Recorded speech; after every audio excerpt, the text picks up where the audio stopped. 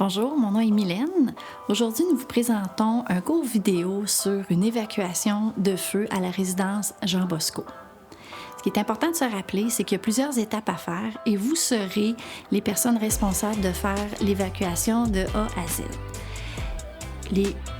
Principalement, les feux se déclarent dans les matelas, dans les poubelles et environ à 80% du temps, on serait en mesure de l'éteindre avec les extincteurs de fumée. Ceci étant dit, nous allons faire la séquence au complet. Si vous avez des questions par la suite, nous pourrons en discuter. Votre responsabilité est de vous assurer que les résidents sont sortis en toute sécurité rapidement et se retrouvent au point de rassemblement. Ceci est le panneau d'incendie pour comprendre où les zones de feu pourraient se déclarer. Vous allez voir qu'il y a plusieurs zones. Nous avons la section de la passerelle, la section Pierre-Janet, le rez-de-chaussée, l'étage du haut, les escaliers, les lits de transition de l'aile A et la salle des fournaises. Lorsque vous allez voir une lumière s'allumer sur le panneau, vous devez déterminer où se trouve le feu. Par la suite, en sachant où le feu se situe, vous allez vous déplacer avec l'extincteur de fumée.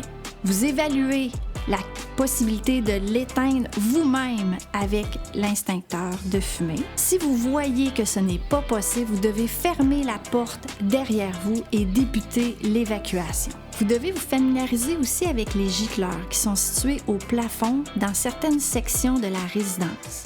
Ils vont se déclencher si la fumée est trop épaisse et il y aura de l'eau qui va asperger le feu. Votre collègue au deuxième étage doit aussi être informé et doit procéder à faire l'évacuation des résidents de son côté.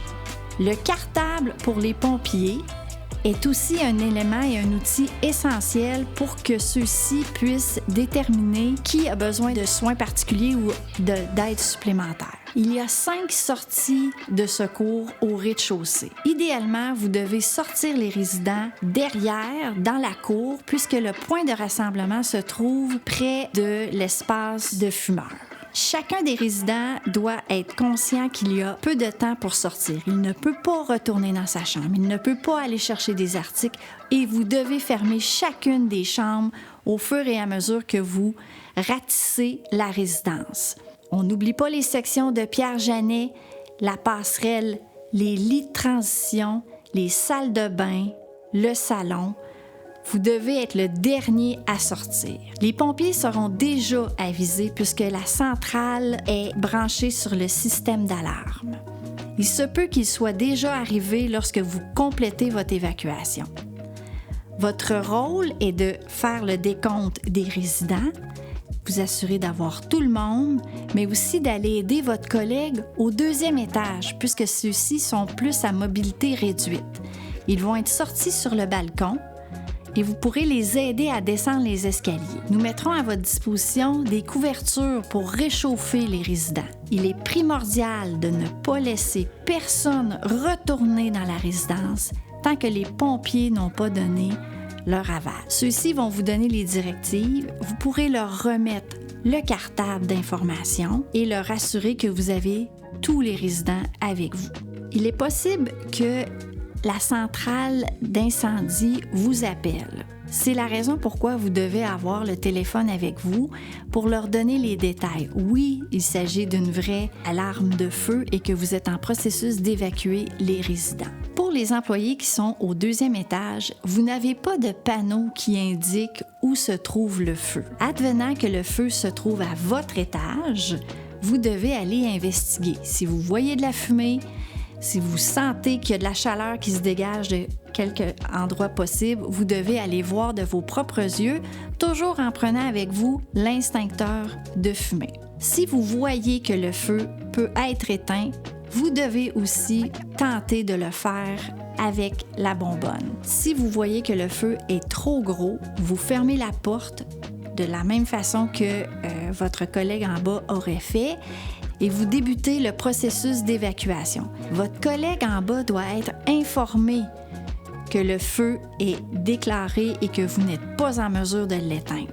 Il se peut que certains résidents ne soient pas en mesure de descendre les escaliers de par leur mobilité. Vous pouvez les laisser à l'étage supérieur sur la plateforme et attendre que les pompiers viennent vous prêter main forte. Vous êtes le dernier à sortir et vous vous assurez d'avoir tout le monde en faisant le décompte. Si vous avez besoin d'aide, vous appelez votre collègue qui va être au rez-de-chaussée pour qu'il vienne aider vos résidents soit à descendre ou à les calmer. Une information qui est primordiale, il est interdit d'utiliser les ascenseurs en tout temps lors d'une évacuation. Vous devez obligatoirement prendre les escaliers. Donc, ceci conclut le visionnement du vidéo. Vous devez savoir que ce vidéo sera aussi présenté aux résidents et à tous les employés pour vraiment se familiariser. Nous ferons aussi des pratiques de feu régulièrement à chaque année pour pratiquer les résidents et les employés. Ce vidéo est vraiment spécifique à la résidence. Nous vous présenterons aussi 2 autres vidéos qui sont plus généraux pour vous permettre de bien comprendre c'est quoi une évacuation et comment la faire de façon sécuritaire.